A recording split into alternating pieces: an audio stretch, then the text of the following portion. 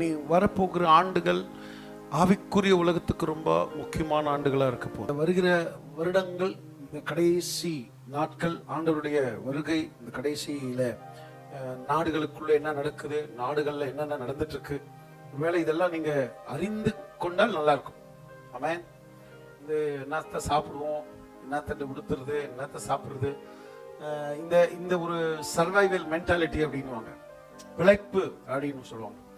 நிச்சயமா இந்த இந்த பிழைப்புக்கு அடுத்து அதுல சிக்காம இந்த பிழைப்புலயே போக்கஸ்டா இராம அதை தாண்டி உங்க வாழ்க்கையை யோசிங்க. சர்வைவலை தாண்டி திங்க் பண்ணுங்க, பிழைப்புக்கு அடுத்து திங்க் பண்ணுங்க. நீங்க பிழைப்புக்கு அடுத்த விஷயத்துக்குள்ள போகும்போது உங்களுடைய சர்வைவல் ஆண்டவர் பொறுப்பெடுத்துட்டு கொள்வார். ஆண்டவர் சொல்றாரு, நீங்க யார பாருங்க, காக்காவை பாரு. நம்மளுக்கு எக்ஸாம்பிள் கொடுக்குறாரு பாருங்க. அப்படின்னு சொல்றாரு, காக்காவை பாரு, குருவியை பாரு, லீலி புஷ்பங்கள் எல்லாம் பாரு, இவைகள் அறுக்கிறதும் இல்லை, விதைக்கிறதும் இல்லை, இவங்களெல்லாம் நான் என்ன பண்றேன், நான் போஷிக்கிறேன். இவர்களை பார்க்கலாம் விசேஷமான உங்களை அப்படி விட்டுருவனா?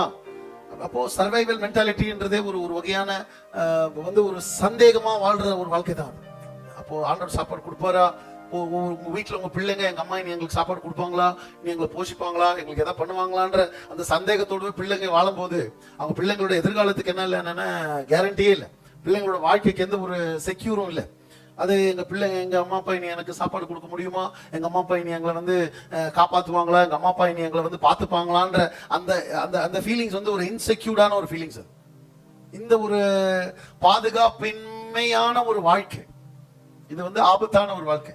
அதே போலதான் ஆவிக்குரிய உலகத்திலும் இல்லைங்களா? பைபிள்ல போட்டுக்கு ஆண்டவரே சொல்றாரு, எண்ணத்தை உண்போம், எண்ணத்தை கொடுத்துவோம், இதை பத்தி என்ன பண்ணாதீங்க, கவலைப்படாதீங்க. இவைகளெல்லாம் உங்களுக்கு வேணும்னு உங்க பரமபிதாக்கு தெரியும். ஆமென். கவலைப்படுறதுனால நீ என்ன இருப்போற, ஒரு மூலம் உன்னை கூட்ட முடியுமா, குறைக்க முடியுமா?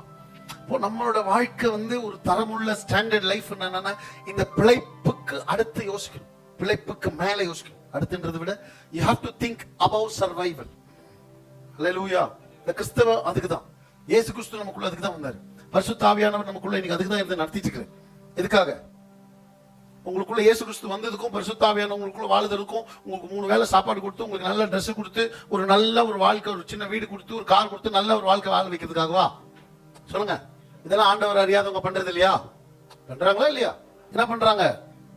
சாப்பிடுறாங்க, வேலைக்கு போறாங்க, வீடு கட்டுறாங்க, வண்டி வாங்குறாங்க. அப்போ அவங்களும் நாமளும் ஒண்ணுதானா அப்படின்னு என்னன்னா, அப்படி இல்லை. இதுக்குதான் ஆண்டவர் அப்படின்னா, இந்த காரியங்கள் எல்லாம் ஆண்டவர் இல்லாமலே உலகம் பண்ணிட்டு இருக்குது இன்னைக்கு. இது இல்ல காரியம். நம்மளுடைய இந்த சரீர பிரகாரமான இந்த உலகத்திற்கான வாழ்க்கை, இதுக்காக நமக்கு இயேசு கொடுக்கப்படுது.